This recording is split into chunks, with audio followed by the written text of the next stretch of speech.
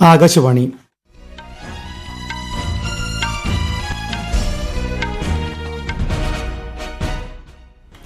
നമസ്കാരം.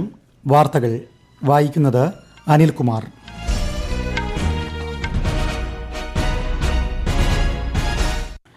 പ്രധാന വാർത്തകൾ. ഉപരാഷ്ട്രപതി CP രാധാകൃഷ്ണന്റെ 3 ദിവസത്തെ കർണാടക, ഗോവ, കേരളം സന്ദർശനത്തിന് നാളെ തുടക്കമാകും. കർണാടക മുഖ്യമന്ത്രി സിദ്ധരാമയ്യ രാജിവെച്ചു. ഉപമുഖ്യമന്ത്രി DK ശിവകുമാർ മുഖ്യമന്ത്രി സ്ഥാനത്തേക്കെന്ന് സൂചന. 16ാം കേരള നിയമസഭയുടെ ആദ്യ സമ്മേളനത്തിൽ നാളെ ഗവർണറുടെ നയപ്രഖ്യാപന പ്രസംഗം. CBSE 12ാം ക്ലാസ് പരീക്ഷാ മൂല്യനിർണ്ണയ പ്രക്രിയ സംബന്ധിച്ച എല്ലാ പരാതികളും പരിഹരിക്കുമെന്ന് കേന്ദ്ര വിദ്യാഭ്യാസ മന്ത്രി ധർമ്മേന്ദ്ര പ്രധാൻ. കേരളത്തിൽ ജൂൺ 1 വരെ ഇടിമിന്നലോടുകൂടിയ മഴയ്ക്കും ശക്തമായ കാറ്റിനും സാധ്യതയെന്ന് കേന്ദ്ര കാലാവസ്ഥാ വകുപ്പ്. ഇന്ന് 8 ജില്ലകളിൽ മഞ്ഞ ജാഗ്രത. സിംഗപ്പൂർ ഓപ്പൺ ബാഡ്മിന്റണിൽ മുന്നേറ്റവുമായി ഇന്ത്യ. ലക്ഷ്യ സെന്നും PV സിന്ധുവും ക്വാർട്ടർ ഫൈനലിൽ. വാർത്തകൾ വിശദമായി. ഉപരാഷ്ട്രപതി CP രാധാകൃഷ്ണന്റെ 3 ദിവസത്തെ കർണാടക, ഗോവ, കേരളം സന്ദർശനത്തിന് നാളെ തുടക്കമാകും. നാളെ കർണാടകയിലെ ബംഗളൂരുവിൽ ആർട്ട് ഓഫ് ലിവിംഗ് ഫൗണ്ടേഷന്റെ 45ാം വാർഷികാഘോഷത്തോടനുബന്ധിച്ചുള്ള പരിപാടിയിലും ദാവണഗിരിയിലുള്ള യൂണിവേഴ്സിറ്റി BDT കോളേജ് ഓഫ് എഞ്ചിനീയറിംഗിന്റെ പ്ലാറ്റിനം ജൂബിലി ആഘോഷങ്ങളിലും പങ്കെടുക്കും. മറ്റന്നാൾ പനാജിയിൽ ഗോവയുടെ സംസ്ഥാന രൂപീകരണ ദിനാഘോഷത്തെ ഉപരാഷ്ട്രപതി അഭിസംബോധന ചെയ്യും. ഞായറാഴ്ച കർണാടകയിലെ ബെൽത്തംഗഡിയിലുള്ള SIRI വ്യവസായ പാർക്ക് ഉദ്ഘാടനം ചെയ്യുന്ന അദ്ദേഹം വൈകുന്നേരത്തോടെ കേരളത്തിലെത്തും. കോട്ടയത്ത് ദീപിക ദിനപത്രത്തിന്റെ 140ാമത് സ്ഥാപക വാർഷികാഘോഷങ്ങൾ അദ്ദേഹം ഉദ്ഘാടനം ചെയ്യും. സ്നേഹത്തിന്റെയും സാഹോദര്യത്തിന്റെയും ത്യാഗത്തിന്റെയും സ്മരണ പുതുക്കി ഇന്ന് രാജ്യമെമ്പാടും ബലിപ്പെരുന്നാൾ ആഘോഷങ്ങൾ നടന്നു. സംസ്ഥാനത്ത് പള്ളികളും ഈദ്ഗാഹുകളും കേന്ദ്രീകരിച്ച് നടന്ന നമസ്കാരത്തിലും പ്രത്യേക പ്രാർത്ഥനയിലും ആയിരങ്ങൾ പങ്കെടുത്തു. രാഷ്ട്രപതി ദ്രൗപദി മുർമു, പ്രധാനമന്ത്രി നരേന്ദ്രമോദി, ഉപരാഷ്ട്രപതി CP രാധാകൃഷ്ണൻ, ഗവർണർ രാജേന്ദ്ര വിശ്വനാഥ് അർലേക്കർ, മുഖ്യമന്ത്രി VD സതീശൻ, പ്രതിപക്ഷ നേതാവ് പിണറായി വിജയൻ തുടങ്ങിയവർ ജനങ്ങൾക്ക് ബക്രീദ് ആശംസകൾ നേർന്നു. കർണാടക മുഖ്യമന്ത്രി സിദ്ധരാമയ്യ രാജിവെച്ചു. ലോക്ഭവനിൽ ഗവർണറുടെ സെക്രട്ടറിക്ക് രാജിക്കത്ത് കൈമാറിയതായി അദ്ദേഹം മാധ്യമങ്ങളെ അറിയിച്ചു. 2023 നിയമസഭാ തെരഞ്ഞെടുപ്പിൽ വിജയിച്ച സിദ്ധരാമയ്യ 2ാം തവണയും കർണാടക മുഖ്യമന്ത്രിയാവുകയായിരുന്നു. മുൻപ് 2013 മുതൽ 2018 വരെയും അദ്ദേഹം മുഖ്യമന്ത്രിയായി സേവനമനുഷ്ഠിച്ചിട്ടുണ്ട്. കർണാടക കോൺഗ്രസിലെ മുതിർന്ന നേതാവും ഉപമുഖ്യമന്ത്രിയുമായ DK ശിവകുമാറാകും പുതിയ മുഖ്യമന്ത്രിയെന്നാണ് സൂചന. CBSE 12ാം ക്ലാസ് പരീക്ഷാ മൂല്യനിർണ്ണയ പ്രക്രിയ സംബന്ധിച്ച വിദ്യാർത്ഥികളുടെ എല്ലാ പരാതികളും പരിഹരിക്കുമെന്ന് കേന്ദ്ര വിദ്യാഭ്യാസ മന്ത്രി ധർമ്മേന്ദ്ര പ്രധാൻ. മൂല്യനിർണ്ണയ പ്രക്രിയയിലും പുതുതായി അവതരിപ്പിച്ച ഓൺ സ്ക്രീൻ മാർക്കറ്റിംഗ് സംവിധാനത്തിലും പ്രശ്നങ്ങളുണ്ടെന്ന പരാതി പരിഹരിച്ചു വരികയാണെന്ന് അദ്ദേഹം വ്യക്തമാക്കി. ന്യൂഡൽഹിയിൽ CBSE ഉദ്യോഗസ്ഥരുമായി നടത്തിയ കൂടിക്കാഴ്ചയ്ക്ക് ശേഷം മാധ്യമങ്ങളോട് സംസാരിക്കുകയായിരുന്നു കേന്ദ്രമന്ത്രി.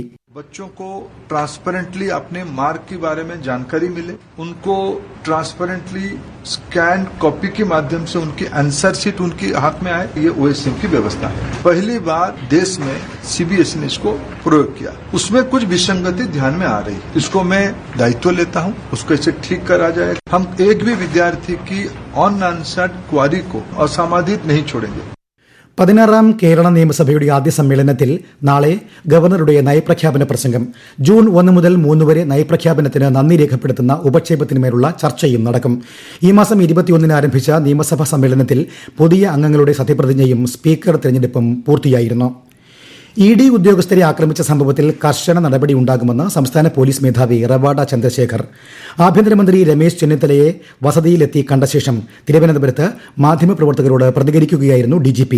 ED റെയ്ഡിൽ സുരക്ഷ ഒരുക്കുന്നതിൽ പോലീസിന്റെ ഭാഗത്ത് നിന്ന് വീഴ്ചയുണ്ടായെങ്കിൽ പരിശോധിക്കുമെന്നും അദ്ദേഹം അറിയിച്ചു.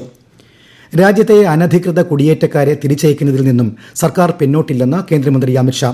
ഗുജറാത്തിലെ ഗാന്ധിനഗറിൽ 340 കോടി രൂപയുടെ വിവിധ വികസന പദ്ധതികൾക്ക് തുടക്കം കുറിക്കുകയായിരുന്നു അദ്ദേഹം. അതിർത്തി സുരക്ഷാ സേനയ്ക്ക് 600 ഹെക്ടർ ഭൂമി കൈമാറിയ പശ്ചിമബംഗാൾ സർക്കാരിനെ അഭിനന്ദിക്കുന്നതായും കേന്ദ്രമന്ത്രി പറഞ്ഞു. പശ്ചിമബംഗാളിലേക്കുള്ള അനധികൃത നുഴഞ്ഞുകയറ്റം തടയാൻ നടപടികൾ തുടർന്ന് സംസ്ഥാന സർക്കാർ. മുഖ്യമന്ത്രി സുവേന്ദു അധികാരി ചുമതലയേറ്റ ശേഷം കൊണ്ടുവന്ന ഡിറ്റക്ട്, ഡിലീറ്റ്, ഡീപ്പോർട്ടേഷൻ പദ്ധതി പ്രകാരം നുഴഞ്ഞുകയറ്റക്കാരെ കണ്ടെത്തി നിയമപരമായ നടപടിക്രമങ്ങൾ പൂർത്തിയാക്കിയ ശേഷം ബംഗ്ലാദേശിലേക്ക് തിരിച്ചയക്കുകയാണ്. നോർത്ത് 24 പർഗാനാസിലെ കേന്ദ്രങ്ങളിൽ നാടുകടത്തിൽ കാത്തിരിക്കുന്ന 350ഓളം പേരാണ് താമസിക്കുന്നത്. ഇതോടനുബന്ധിച്ച് അതിർത്തി പ്രദേശങ്ങളിൽ സുരക്ഷ കർശനമാക്കിയിട്ടുണ്ട്. ഭാവി സാങ്കേതിക മുന്നേറ്റത്തിന് അനുയോജ്യമായി വിദ്യാർത്ഥികളെ സജ്ജരാക്കുന്നതിനായി വ്യാവസായിക മേഖലയുമായി ചേർന്ന് നിർമ്മിത ബുദ്ധി പാഠ്യപദ്ധതി പുതുക്കാൻ കേന്ദ്ര സർക്കാർ. ഇതുമായി ബന്ധപ്പെട്ട് കേന്ദ്ര ഇലക്ട്രോണിക്സ് IT മന്ത്രി അശ്വനി വൈഷ്ണവ് ഇന്ന് ന്യൂഡൽഹിയിൽ AI പാഠ്യപദ്ധതി കർമ്മസമിതി ഉന്നതതല യോഗത്തിൽ പങ്കെടുത്തു. വ്യവസായ മേഖലയുടെയും വിദ്യാഭ്യാസ സ്ഥാപനങ്ങളുടെയും സഹകരണം ശക്തിപ്പെടുത്തുക, AI വിദ്യാഭ്യാസത്തെ കൂടുതൽ പ്രായോഗികമാക്കുക തുടങ്ങിയ വിഷയങ്ങളാണ് ചർച്ച ചെയ്തത്. പ്രശസ്ത ഉറുദു സാഹിത്യകാരൻ ബഷീർ ബദ്ര മധ്യപ്രദേശിലെ ഭോപ്പാലിൽ അന്തരിച്ചു. 91 വയസ്സായിരുന്നു. പരമ്പരാഗത കവികളിൽ നിന്ന് വ്യത്യസ്തമായി ഉറുദു കവിതയ്ക്ക് പുതിയ സ്വത്വം നൽകിയ കവിയായിരുന്നു ബഷീർ ബദ്ര. ഈ വാർത്തകൾ ആകാശവാണിയിൽ നിന്ന്. ആകാശവാണി വാർത്തകളും വാർത്താ അധിഷ്ഠിത പരിപാടികളും all India radio news Thiruvananthapuram YouTube ചാനലിലും @all India radio news Thiruvananthapuram Facebook പേജിലും AIR ന്യൂസ് _തിരുവനന്തപുരം ഇൻസ്റ്റഗ്രാം അക്കൌണ്ടിലും @AIR ന്യൂസ് _TVM X ഹാൻഡിലും ലഭ്യമാണ്. പ്രധാനമന്ത്രി നരേന്ദ്രമോദി ജനങ്ങളുമായി ആശയങ്ങൾ പങ്കുവയ്ക്കുന്ന പ്രതിമാസ റേഡിയോ പ്രഭാഷണ പരിപാടി മൻ കി ബാത്തിലേക്ക് നാളെ കൂടി ആശയങ്ങളും അഭിപ്രായങ്ങളും സമർപ്പിക്കാം.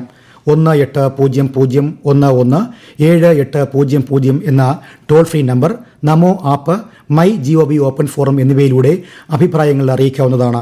ഈ മാസം 31-നാണ് മൻ കി ബാത്തിന്റെ 134-ാം പതിപ്പ്.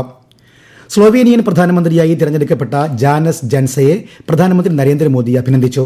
ഇരു രാജ്യങ്ങളും തമ്മിലുള്ള ഉഭയകക്ഷി ബന്ധം കൂടുതൽ ശക്തിപ്പെടുത്തുന്നതിന് ഒരുമിച്ച് പ്രവർത്തിക്കാൻ താൽപര്യപ്പെടുന്നതായും ശ്രീ മോദി സാമൂഹ്യമാധ്യമത്തിൽ കുറിച്ചു. സ്വച്ഛ് ഭാരത് മിഷൻ 2.0 മികച്ച രീതിയിൽ നടപ്പാക്കേണ്ടതിന്റെ ആവശ്യകത എടുത്തുപറഞ്ഞ് പ്രധാനമന്ത്രി നരേന്ദ്രമോദി ന്യൂഡൽഹിയിൽ ചേർന്ന 51ാമത് പ്രഗതി യോഗത്തിൽ സംസാരിക്കുകയായിരുന്നു അദ്ദേഹം. 30,000 കോടിയിലധികം രൂപയുടെ 7 നിർണായക അടിസ്ഥാന സൌകര്യ പദ്ധതികൾ പ്രധാനമന്ത്രി അവലോകനം ചെയ്തു. മിതമായ നിരക്കിൽ ഗുണമേന്മയുള്ള മരുന്നുകൾ ജനങ്ങൾക്ക് ലഭ്യമാക്കാൻ കേന്ദ്ര സർക്കാർ ആവിഷ്കരിച്ച പദ്ധതിയാണ് ജൻ ഔഷധി. സാധാരണക്കാർക്ക് ജൻ ഔഷധി മെഡിക്കൽ ഷോപ്പുകൾ വഴി ഏറെ പ്രയോജനം ലഭിച്ചതായി കോട്ടയം കുമാരനെല്ലൂർ സ്വദേശിനി സ്മിത സനിൽ ആകാശവാണി വാർത്തകളോട് പറഞ്ഞു. ഇത്രയും നാൾ നമുക്ക് നല്ല രീതിയിൽ മുമ്പോട്ട് ഷോപ്പ് കൊണ്ടുപോകാൻ പറ്റിയിട്ടുണ്ട്. സാധാരണ ജനങ്ങൾക്ക് ബ്രാൻഡഡ് മെഡിസിൻസിൻ്റെ ഒരു 80% വിലക്കുറവിൽ ജനങ്ങൾക്ക് മെഡിസിൻ കൊടുക്കാൻ പറ്റുന്നു എന്നുള്ളത് ജനൌഷധി മെഡിസിൻ, അതും ഗുണമേന്മയുള്ള മെഡിസിൻസ് കൊടുക്കാൻ പറ്റുന്നത് ഇതിൻ്റെ ഒരു മേന്മയായിട്ട് നമുക്ക് എപ്പോഴും പറയേണ്ടതാണ്. സാധാരണ ഉപയോഗിക്കുന്ന ഇൻസുലിൻ നമുക്ക് ജനങ്ങളിലേക്ക് എത്തിക്കാൻ പറ്റുന്നുണ്ട്. സെയിൽ അനുസരിച്ചുള്ള ഇൻസെൻറ്റീവും നമുക്ക് കേന്ദ്ര ഗവൺമെൻറ് പ്രൊവൈഡ് ചെയ്യുന്നുണ്ട്. സിംഗപ്പൂർ ഓപ്പൺ ബാഡ്മിന്റണിൽ മികച്ച പ്രകടനവുമായി ഇന്ത്യ. പുരുഷ സിംഗിൾസിൽ ലക്ഷ്യ സെന്നും വനിതാ സിംഗിൾസിൽ PV സിന്ധുവും ക്വാർട്ടർ ഫൈനലിൽ എത്തി. പുരുഷ ഡബിൾസ് ജോഡികളായ ചിരാഗ് ഷെട്ടി, സാത്വിക് സായിരാജ് രംഗരെഡ്ഡി, മിക്സഡ് ഡബിൾസ് സഖ്യം ധ്രുവ് കപില, തനിഷ ക്രാസ്റ്റോ എന്നിവരും ക്വാർട്ടറിൽ സ്ഥാനമുറപ്പിച്ചു. ഇന്ത്യ ഇംഗ്ലണ്ട് വനിതാ T20 പരമ്പരയിലെ ആദ്യ മത്സരം ഇന്ന് ഇംഗ്ലണ്ടിലെ ചെംസ്ഫോർഡിൽ നടക്കും. ഇന്ത്യൻ സമയം രാത്രി 11 മണിക്കാണ് മത്സരം. 3 മത്സര പരമ്പരയിൽ ഹർമൻപ്രീത് കൗറാണ് ഇന്ത്യൻ സംഘത്തെ നയിക്കുക. വനിതാ T20 ലോകകപ്പിന് മുൻപുള്ള ഇന്ത്യയുടെ അവസാന പരമ്പരയാണ് ഇത്. IPL ക്രിക്കറ്റിൽ നാളെ നടക്കുന്ന 2ാം ക്വാളിഫയർ മത്സരത്തിൽ രാജസ്ഥാൻ റോയൽസ് ഗുജറാത്ത് ടൈറ്റൻസുമായി ഏറ്റുമുട്ടും. നാളത്തെ മത്സരത്തിൽ വിജയിക്കുന്ന ടീം കലാശ പോരാട്ടത്തിൽ റോയൽ ചലഞ്ചേഴ്സ് ബംഗളൂരുവുമായി ഏറ്റുമുട്ടും. ഞായറാഴ്ച അഹമ്മദാബാദിലാണ് IPL ഫൈനൽ. കേരളത്തിൽ ജൂൺ 1 വരെ ഇടിമിന്നലോടുകൂടിയ മഴയ്ക്കും ശക്തമായ കാറ്റിനും സാധ്യതയെന്ന് കേന്ദ്ര കാലാവസ്ഥാ വകുപ്പ്. തിരുവനന്തപുരം മുതൽ തൃശൂർ വരെയുള്ള 8 ജില്ലകളിൽ ഇന്ന് മഞ്ഞ ജാഗ്രത നൽകിയിട്ടുണ്ട്. വരും ദിവസങ്ങളിൽ തെക്കുപടിഞ്ഞാറൻ തെക്ക് കിഴക്കൻ അറബിക്കടൽ, ലക്ഷദ്വീപ് മേഖല, ബംഗാൾ ഉൾക്കടലിന്റെ ചില ഭാഗങ്ങൾ എന്നിവിടങ്ങളിലേക്ക് തെക്കുപടിഞ്ഞാറൻ കാലവർഷം മുന്നേറാൻ സാധ്യതയെന്നും കാലാവസ്ഥാ വകുപ്പ് അറിയിച്ചു. പ്രധാനമന്ത്രി ആവാസ് ഗ്രാമീൺ യോജനയുടെ ഭാഗമായി 12 സംസ്ഥാനങ്ങൾക്ക് കേന്ദ്ര സർക്കാർ 10,000 കോടി രൂപയിലധികം വിതരണം ചെയ്തു. കേരളവും തമിഴ്നാടും ഉൾപ്പെടെയുള്ള സംസ്ഥാനങ്ങൾക്ക് തുക അനുവദിച്ചതായി കേന്ദ്ര ഗ്രാമവികസന മന്ത്രി ശിവരാജ് സിംഗ് ചൌഹാൻ വീഡിയോ കോൺഫറൻസിലൂടെ അറിയിച്ചു. രാജ്യത്തെ ജനങ്ങൾക്ക് അടച്ചുറപ്പില്ലാത്ത വീടുകളിൽ താമസിക്കേണ്ടി വരില്ലെന്ന് കേന്ദ്രമന്ത്രി പറഞ്ഞു. സൈപ്രസിൽ ജിംനിച്ച് യോഗത്തിനിടെ വിദേശകാര്യമന്ത്രി S ജയശങ്കർ സ്പാനിഷ് വിദേശകാര്യമന്ത്രി ജോസ് മാനുവൽ അൽബാരസുമായി കൂടിക്കാഴ്ച നടത്തി. ഇന്ത്യയും സ്പെയിനും തമ്മിലുള്ള വ്യാപാരം, സാങ്കേതികവിദ്യ, പ്രതിരോധം എന്നിവ ചർച്ച ചെയ്തതായി ശ്രീ ജയശങ്കർ അറിയിച്ചു. നിലവിലുള്ള ആഗോള പ്രാദേശിക സംഭവ വികാസങ്ങളെക്കുറിച്ചുള്ള അൽബാരസിന്റെ അഭിപ്രായങ്ങളെയും അദ്ദേഹം അഭിനന്ദിച്ചു. പ്രധാന വാർത്തകൾ വീണ്ടും. ഉപരാഷ്ട്രപതി CP രാധാകൃഷ്ണന്റെ 3 ദിവസത്തെ കർണാടക, ഗോവ, കേരളം സന്ദർശനത്തിന് നാളെ തുടക്കമാകും. കർണാടക മുഖ്യമന്ത്രി സിദ്ധരാമയ്യ രാജിവെച്ചു. ഉപമുഖ്യമന്ത്രി DK ശിവകുമാർ മുഖ്യമന്ത്രി സ്ഥാനത്തേക്കെന്ന സൂചന. 16ാം കേരള നിയമസഭയുടെ ആദ്യ സമ്മേളനത്തിൽ നാളെ ഗവർണറുടെ നയപ്രഖ്യാപന പ്രസംഗം. CBSE 12ാം ക്ലാസ് പരീക്ഷാ മൂല്യനിർണ്ണയ പ്രക്രിയ സംബന്ധിച്ച എല്ലാ പരാതികളും പരിഹരിക്കുമെന്ന് കേന്ദ്ര വിദ്യാഭ്യാസ മന്ത്രി ധർമ്മേന്ദ്ര പ്രധാൻ. കേരളത്തിൽ ജൂൺ 1 വരെ ഇടിമിന്നലോടുകൂടിയ മഴയ്ക്കും ശക്തമായ കാറ്റിനും സാധ്യതയെന്ന് കേന്ദ്ര കാലാവസ്ഥാ വകുപ്പ്. ഇന്ന് 8 ജില്ലകളിൽ മഞ്ഞ ജാഗ്രത. സിംഗപ്പൂർ ഓപ്പൺ ബാഡ്മിന്റണിൽ മുന്നേറ്റവുമായി ഇന്ത്യ. ലക്ഷ്യ സെന്നും PV സിന്ധുവും ക്വാർട്ടർ ഫൈനലിൽ. വാർത്തകൾ കഴിഞ്ഞു. അടുത്ത വാർത്താ പ്രക്ഷേപണം രാത്രി 8:35.